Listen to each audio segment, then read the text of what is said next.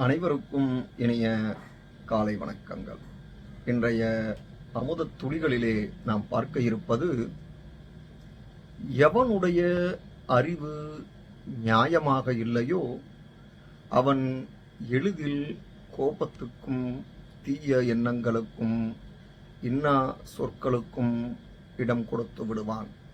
மேலும் ஆற்று நீரை அணைக்கட்டி தேக்கிவிட்டால் அபாரமான வேலைகளை செய்யக்கூடிய பெரிய சக்தியுடையதாக ஆகிவிடுகிறது. அதே போல நாமும் நம்முடைய சக்திகளை அடக்கி அளவாக உபயோகித்தால் அரிய பெரிய காரியங்களை செய்து சாதிக்கலாம் என்கிறார் மகாத்மா காந்தி.